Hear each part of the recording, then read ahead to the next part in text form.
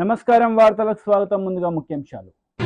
ఎన్నికల ప్రచారంలో పాల్గొన్న సీఎం రేవంత్ రెడ్డి, మాజీ సీఎం కేసీఆర్ పై ఫైర్. విద్యాశాఖ మంత్రి బొత్స సత్యనారాయణ మీడియా సమావేశం, పలు అంశాలపై వివరణ. ఎన్నికల ప్రచారంలో భాగంగా సీఎం రేవంత్ రెడ్డి పాల్గొన్నారు. ఈ సందర్భంగా ఆయన ప్రసంగించారు. విధ్వంసం చేస్తే మొన్న జరిగిన డిసెంబర్ ఎన్నికల్లో బండకేసి కొట్టి బోర్ల పడేసి బొక్కలు ఇరగొట్టిరు తెలంగాణ ప్రజలు నిన్ను. అయినా నీ బుద్ధి మారలేదు, నీ వంకర ఆలోచనల మార్పు రాలే. నిన్న మొన్న అలా కొడుకు అంటుండు కారు ఖరాబ్ అయింది, కార్ఖానకు పోయింది, మళ్ళీ వస్తుందని. వస్తుందా నాయన? వస్తుందా? వస్తుందా? వస్తుందా? కేటీఆర్ నువ్వు ఏం చేసినా, తల కిందికి కాలు మీదికి పెట్టి తపస్సు చేసినా ఖరాబై కార్ఖానకు పోవుడు కాదు. అనుం జడి కార్ఖానకు పోయింది, అక్కడి నుంచి అక్కడనే జుమ్మరాత్ బజార్లో తూకానికి అమ్మాల్సిందే నీ కారును. నీకు తెలియదేమో కానీ మీ నాయనకు తెలుసు. అందుకే మీ నాయన బస్సు వేసుకొని బయలుదేరింది, ఇంకా కారు రాదని. చూసిన బస్సులన్నీ వచ్చేమన్నా మంచి మాటలు చెప్తాడేమో, బుద్ధి తెచ్చుకుంటాడేమో. ప్రజలకు ఇన్ని రోజులు అన్యాయం చేసినా అని ప్రజల కడుపులో తలకాయ పెట్టి తెలంగాణ రైతుల కాళ్ళు పట్టుకొని క్షమించమని అడిగి 10 ఏళ్ళు నేను దోచుకున్నా, దుర్మార్గం చేసిన, ఇప్పుడైనా నేను మారుతా, నాకు అవకాశం ఇవ్వండి అని అడుగుతారేమో అనుకున్నా. ఆ మాటనే మాట్లాడతలేడు. ఎంతసేపు ఉన్నా రేవంత్ రెడ్డి దిగాల్సిందే, కాంగ్రెస్ వడిపోవాల్సిందే అని నేను అడగదలుచుకున్న కేసీఆర్ను. అల్లా తప్పగా వాళ్ళ పిల్లలను వీళ్ళ పిల్లలను చంపి రాలేదు ఈ కుర్చీలోకి. 10 ఏళ్ళు కష్టపడి కొట్లాడి లక్షలాది మంది కాంగ్రెస్ పార్టీ కార్యకర్తలు, లక్షలాది మంది మా కాంగ్రెస్ పార్టీ కార్యకర్తలు తమ రక్తాన్ని చెమటగా మార్చి ఆ చెమట దార పోసి భుజాలు కాయలు కాసేలా 3 రంగుల జెండాను మోసి డిసెంబర్ సెమీఫైనల్స్ లో నిన్ను బొందబెట్టి ఈ అధికారాన్ని తెచ్చిరు. దిగమంటే దిగనికే ఈడెవడు అల్లా తప్పగాడు లేడు కేసీఆర్. నువ్వు అనుకుంటున్నావేమో ఏదో పిల్లగాడే కదా చూద్దామని. చూడోసారి వరంగల్ మిర్చి తెలుసు కదా ఎట్లుంటుందో, అప్పుడు కానీ అర్థం కాదు. ఓసారి చూడు, చూస్తే తెలుస్తుంది నీకేందో కథ. ఆయన బస్సు యాత్ర మొత్తం చూసిన, మామనగర్ పోయిండు, నాగర్ కర్నూలు పోయిండు, మిర్యాలగూడ పోయిండు, భువనగిరి పోయిండు, ఇంకా సూర్యాపేట పోయిండు. ఆయన వ్యవహారం చూస్తే వెనకడికి ఎవడో తిక్కలోడు తిరునాళ్ళకు పోతేనంట వానికి ఎక్కనిక్క దిగనిక్కనే సరిపోయిందంట, చూసింది ఏంది లేదంట. చంద్రశేఖరరావు కూడా ఇవాళ ఎవరిని మభ్య పెట్టడానికి బస్సు వేసుకొని బయలుదేరినవయా? 10 ఏళ్ళు నువ్వే కదా ఉన్నది. నీ దుర్మార్గానికే కదా తెలంగాణ బలైపోయింది. నీ అన్యాయంతోనే కదా 2 లక్షల ఖాళీలు ప్రభుత్వంలో పడావు పడ్డాయి. నేను వచ్చిన వెంబడే 3 నెలల్లో 30,000 ఉద్యోగాలు ఇచ్చిన. ఎవడన్నా తలమాచినోడు యాడిచ్చినాం అంటాడేమో అని ఎల్బీ స్టేడియంకు 30,000 మంది నిరుద్యోగులనే కాదు వాళ్ళ తల్లిదండ్రులను పిలిచి వాళ్ళ కళ్ళల్లో ఆనందం చూసి వాళ్ళకు నియామక పత్రాలు నేనే స్వయంగా చేతికిచ్చిన. నేను వచ్చిన 48 గంటల్లోనే మా ఆడబిడ్డల కళ్ళల్లో ఆనందం చూడాలని ఆర్టీసీ బస్సులో ఉచిత ప్రయాణం కల్పిస్తే ఇవాళకి దాదాపుగా 40 కోట్ల మంది ఆడబిడ్డలు ఆర్టీసీ బస్సులో ఉచితంగా ప్రయాణాన్ని పొందింది. అదేవిధంగా 40 లక్షల కుటుంబాలకు 500 రూపాయలకే ఇవాళ సిలిండర్ వాళ్ళ ఇంటికి చేరుస్తున్నాం. దాదాపుగా 50 లక్షల కుటుంబాలకు, పేదవాళ్లకు, తెల్ల రేషన్ కార్డు ఉన్న వాళ్ళకు 200 యూనిట్లు ఇవాళ ఉచితంగా కరెంట్ ఇస్తున్నాం. 4.5 లక్షల ఇందిరమ్మ ఇండ్లు 22,500 కోట్లతోటి ప్రతి నియోజకవర్గానికి 3,500 మంది పేదలకు 5 లక్షల రూపాయల చొప్పున ఉచితంగా ఇవ్వాలి అని ఇవాళ మా ప్రభుత్వం మంజూరు చేసింది. రాజీవ్ ఆరోగ్యశ్రీతోని 10 లక్షల రూపాయలు ఉచిత వైద్యానికి అందిస్తున్నాం. అత్యంత ముఖ్యమైన బీసీ జనాభా రాష్ట్రంలో ఫార్మర్ గవర్నర్ తమిళసై మీడియా సమావేశం నిర్వహించారు. ఈ సందర్భంగా పలు అంశాలపై ఆమె మాట్లాడారు. Which has been implemented by our Honorable Prime Minister Modi ji should continue. So the people of Telangana, my brothers and sisters, definitely will support BJP. And I have a special bonding with the people of Telangana. Nobody can disconnect that bonding. Whether I was in Raj Bhavan or I am now in the party office, I have a very strong bonding with the people of Telangana. So only after completing my elections in Tamil Nadu, I came to Telangana and I am moving with the people of Telangana, and I am really very much emotionally attached to them. The way when they, even today when they meet me, they shower me with their affection. First of all, I want to convey that one, the election on the positive narratives, and another thing on the false narratives built by the opponents. First of all, I wish the people of Telangana should be benefited more by the central schemes. And our Honorable Prime Minister approximately have visited 22 times Telangana. And except 1 or 2 times politically, most of the times he visited Telangana to implement central schemes. So he has already told Telangana is the gateway for development of South India. So his concentration on the infrastructure on the state of Telangana is something remarkable. And first of all, I want to say the fight is between BJP, Congress, and in some places with BRS.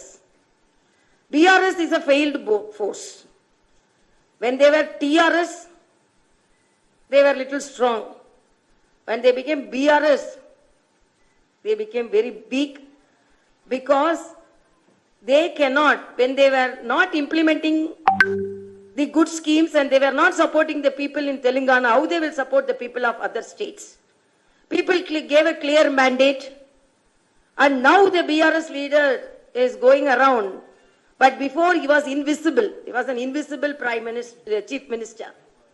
And whenever Prime Minister came, he did not come and meet him, receive him, and he was unable to interact with the Prime Minister, and even Governor office he did not respect. Article 167 says, whenever it is warranted, needed, the Chief Minister should meet the Governor and discuss about the development of the state. Almost continuously 2 years he did not meet me at all, and no protocol was followed, and the Governor office was not respected at all. So this is the way they respected the constitutional office, and what respect they are gaining from the people is visible now. So people very well know about the BRS. Congress, they came to power on false promises, and the way they are fulfilling the promises is in a sorry state. Brother Revanth Reddy is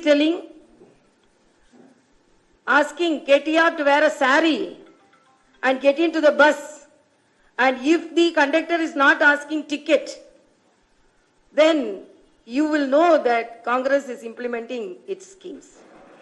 KTR is telling, you wear a sari and get into the bus, and you are not giving 2,500 which was promised for my sisters. So you wear a sari, I feel sorry for them, because they think this is the women empowerment.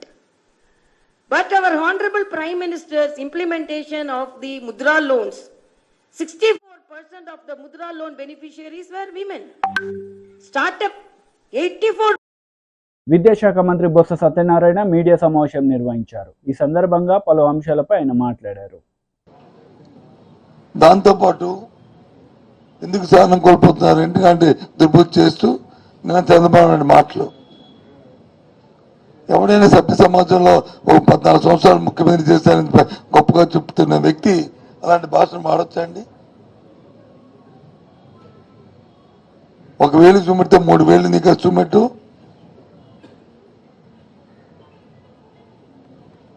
ఎవరికైనా తల్లే కదండి.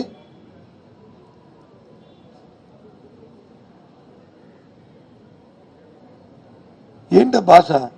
నీ అమ్మమ్మగుడు లేకపోతే నీ బాబు,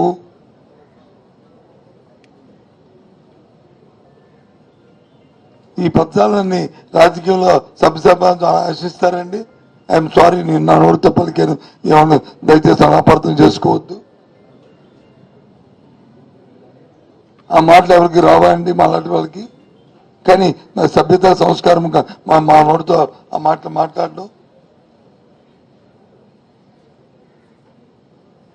ఏం message ఇవ్వదలుచుకున్నావు ఈ సమాజానికి? ఎలాంటి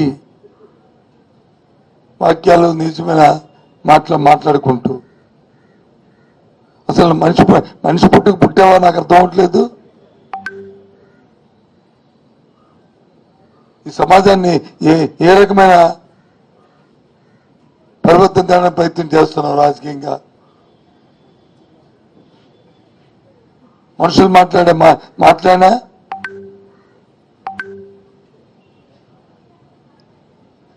చాచా పేరెత్తడానికే చాలా అసహ్యంగా ఉంది. నీ పేరుతో ఉచ్చరించడానికి ఒక పక్క వచ్చి మేలు జరుగుతుంటే దానికి వచ్చి 6 గంటల మొక్కలెడ్డి వాళ్ళ చావులకు కారణం అవుతున్నావు.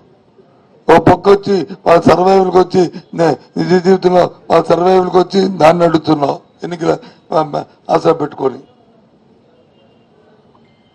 ఒక పక్క వచ్చి మన ఆత్మగౌరవానికి సంబంధించిన అంశాలని ఆపుతున్నావు ఎన్నికల కమిషన్ తోడు పెట్టుకొని.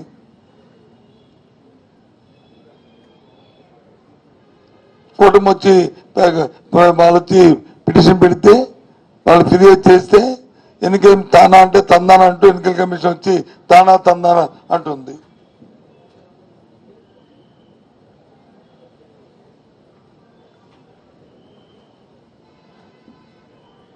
ఎన్నికల నిబంధనలకి రాజ్యాంగానికి మేమేమి వ్యతిరేకం కాదు. కానీ వాస్తవాలు పరిశీలించాలి, ఆ గ్రావిటీని పరిశీలించాలి. అంతేగాని వాళ్ళు ఫిర్యాదు ఇస్తే దానివల్ల ఈ సమాజానికి కానీ వ్యక్తులకు కానీ లేకపోతే వ్యవస్థకు కానీ నష్టం ఆలోచించకుండా వాళ్ళు చావులకు కారమవడానికి వాళ్ళు అవడం భావ్యమా?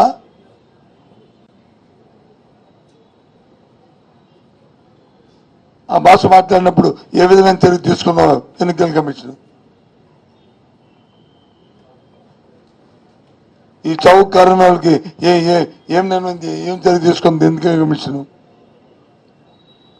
ఇవాళ రేపు రైతాంగానికి వచ్చి ఇన్పుట్ సబ్సిడీ అందకపోతే రేపు వేసుకునే పంటకు వచ్చి నష్టపోతే దానికి ఎవరు బాధ్యులు? విద్యార్థులకు వచ్చి విద్యార్థులు అందకపోతే వాళ్ళు అకాడమిక్ కంప్లీట్ అయినప్పుడు వాళ్ళకి ఆ విద్యా సంస్థ వచ్చి వాళ్ళ పరిస్థితి కూర్చోబెట్టకపోవడం కానీ టీసీ లేకపోతే ఎవరు బాధ్యులు?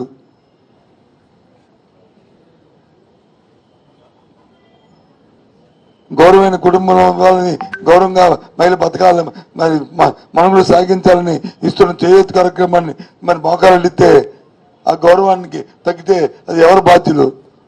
మీ కూటమి బాధ్యులు కదా? దాని వత్తాసు పలుకుతున్న ఎలక్షన్ కమిషన్ బాధ్యులు కాదా? ఏంటిది? దేశంలో ఎక్కడ లేని విధంగా ఇక్కడ ఈ అడ్డుపెట్టాం. అదే గత ఎన్నికల్లో అయితే తెలుగుదేశం పార్టీ చేస్తే మాత్రం, ఆ కూటమి చేస్తే మాత్రం వీళ్ళు ఓకే అంటారు. సాచా. అందుకే నన్ను ముఖ్యమంత్రిగా చెప్తున్నారు, అసలు ఎందుకు సహజంగా జరుగుతాయా జరగవా ఇది జరిపిస్తారా అన్న అనుమానం వ్యక్తం చేశారు. పూర్తిగా దీన్ని ఖండిస్తున్నాం. ఎన్డీఏ కూటమి నేతలు మీడియా సమావేశం నిర్వహించారు. ఈ సందర్భంగా పలు అంశాలపై వారు మాట్లాడారు. ఇవాళ ప్రభుత్వ సలహాదారులు సజ్జల గారు పరస్పరం పొంతన లేనటువంటి వ్యాఖ్యలు ప్రతిరోజు చేస్తూ ఉన్నారు. ప్రజల్ని ఏ విధంగా ఈ అంశం నుంచి పక్కదోవ పట్టించాలి, వారి వైఫల్యాలు ప్రజలకి ఏ విధంగా తెలియకుండా చేయాలి, వాళ్ళ ప్రతిపక్షాలు కానీ మీడియా కానీ గొంతెచ్చి ప్రతిరోజు కూడా ఈ చట్టం మాటున ఏ విధంగా చట్టాన్ని చుట్టంగా మార్చుకొని ప్రభుత్వ భూములు, ప్రైవేటు భూములు, అటవీ భూములు, దేవాదాయ శాఖ భూములు ఏ విధంగా లాగేసుకొని అన్యాక్రాంతం చేసుకొని తమ అనుంగ మిత్రులు అస్మదీయులు పరం చేయాలనేటటువంటి ప్రయత్నం ఏ విధంగా చేశారనేటటువంటి అంశాన్ని ప్రతిరోజు కూడా ప్రతిపక్షాలు వెలుగెత్తి చాటుతూనే ఉన్నాయి. దీన్ని ఒకరేమో మంచి చట్టం అంటారు, మరొకరేమో చట్టం అమల్లోనే లేదంటారు వీళ్ళు, వేరొకరు అమలు చేసేది కేంద్ర ప్రభుత్వం అంటారు. ముఖ్యమంత్రి కానీ, మంత్రులు కానీ, సజ్జలు కానీ ఒక్కొక్కళ్ళు ఒక్కో రకంగా మాట్లాడుతుంటారు. మీరు గమనించండి, ఒక్కొక్కళ్ళు ఒక్కొక్క ఆ అంశంలో ఒక్కొక్క పాత్రను తీసుకొని ప్రతిరోజు వచ్చి వాళ్ళు మాట్లాడే విధానాన్ని కూడా మీరు గమనించండి. ఆ పాత్రదారులు వాళ్ళు ఏదైతే స్క్రిప్ట్ ఉందో ఆ స్క్రిప్ట్ ప్రకారం మాట్లాడుతూ ఉంటారు. ఇవాళ ఒక్కసారి భూములు అనేటటువంటిది రాష్ట్ర పరిధిలో ఉండేటటువంటి రెవెన్యూ శాఖకి సంబంధించినటువంటి అంశమా, లేకపోతే రెవెన్యూ శాఖని కేంద్ర ప్రభుత్వం దాన్ని తీసుకునేటటువంటి నిర్ణయాలు అమలు చేస్తుందా? ఈ యొక్క అంశం మీద కూడా అవగాహన లేని దగ్గర పలానా జగన్మోహన్ రెడ్డి గారి భూమి ఆయన కాదు, మాది, మేము ఇంతకుముందు అక్కడ ఉండేవాళ్ళము అని నేను ఇంకా డిస్ప్యూట్ రైజ్ చేస్తే that land will immediately go in to the dispute register. Jaganmohan Reddy గారు నేలకి పీక్కున్నా కూడా ఏమీ చేయలేరు. నిజంగా ఈ చట్టం కనుక అమల్లోకి వస్తే ఇంత ఘోరంగా ఉంటుంది. Jaganmohan Reddy it will boomerang upon you only, మీకే వస్తుంది బ్యాక్. సో ఎవడొచ్చి అంటే మీ వైకాపా వాళ్ళందరూ అక్కడక్కడ చాలామంది ఉన్నారు కాబట్టి, ఇట్లాంటి రిఫ్ట్ ఆఫ్ గ్యాంగులు ఉన్నారు కాబట్టి ఈ గ్యాంగులంతా వెళ్ళి ప్రతిరోజు ఒక్కొక్క భూమి మీద మీరు ఈ డిస్ప్యూట్ రిజిస్టర్లోకి చేర్చడానికి మీరు ఎవరినైతే పెట్టుకోదలుచుకున్నారో వాళ్ళనే ల్యాండ్ టైటిలింగ్ ఆఫీసర్గా పెట్టుకుంటున్నారు. సరే, ఇది కాకపోతే ఇందాక దాన్ని శివసేన చెప్పినట్టు 2 ఏళ్ళు ఒకడు యూఎస్ఏలో ఉంటాడో, ఇంకో చోట ఉంటాడో, బీహార్లో ఉంటాడో, ఎక్కడెక్కడ ఉద్యోగార్థం రకరకాల చోట్ల పోతుంటారు. పాపం వాళ్ళ ల్యాండ్ ఈ డిస్ప్యూట్ లిస్ట్లో చేర్చేస్తారండి. ఏముంది, ఒకడు పోయి వచ్చిన కాగితం ఇస్తాడు, ఆ కాగితం ఇవ్వగానే సింపుల్గా డిస్ప్యూట్ లిస్ట్లోకి వెళ్ళిపోతుంది. ఆ తర్వాత 2 ఏళ్ళు ఇంకా మనుషులకి పని పాట ఏముండకూడదు. ప్రతిరోజు నా ల్యాండ్ ఉందా లేదా చూసుకుంటూ ఉండాలన్నమాట. ఏమై జగన్మోహన్ రెడ్డి బుర్ర ఏమన్నా పెట్టావు? అసలు నువ్వు 3 సార్లు తెప్పించుకున్నావు బ్యాక్. ఆ 3 సార్లు తెప్పించుకుని చూడాలి కదా. అంటే ఇక మాకు పని పాట ఏముండకూడదు, ప్రతిరోజు మా ల్యాండ్ ఉందా లేదా అని చూసుకుంటూ ఉండాలన్నమాట. సో అట్లా 2 సంవత్సరాలు కానీ అయిపోతే కంక్లూజివ్ ఎవిడెన్స్ అంట. అంటే 2 సంవత్సరాలు మాట్లాడినట్టు ఈ చట్టం ఒక నల్ల చట్టం, ప్రజా వ్యతిరేక చట్టం, ప్రజాకంటక చట్టం. ఈ చట్టం ప్రజల ఆస్తి, రాజ్యాంగ హక్కు ఆర్టికల్ 300A దోచుకునే చట్టం. ఈ చట్టంలో అనేక లోపాలన్నీ కూడా మిత్రులు దినకర్ గారు, విజయ్ కుమార్ గారు మాట్లాడారు. ఇందులో ఒరిజినల్గా ఇచ్చిన చట్టానికి మార్చి సిగ్గుమాలిన మధ్యలో ల్యాండ్ డిస్ప్యూట్ రెజల్యూషన్ ఆఫీసర్ తీసేశారు. వీళ్ళు టైటిలింగ్ ఆఫీసర్ నుంచి డైరెక్ట్ అప్పీలేట్ అథారిటీకి వెళ్ళిపోయారు. సో ఇక్కడ నీతి ఆయోగ్ అప్పీలేట్ అథారిటీకి అప్పీల్ పవర్ ఇచ్చింది, హైకోర్టుకి అప్పీల్ పవర్ ఇచ్చింది. అంటే నీతి ఆయోగ్ ఉద్దేశం ఏమిటి అని అంటే ఎక్కడా కూడా అన్యాయం జరగకూడదని.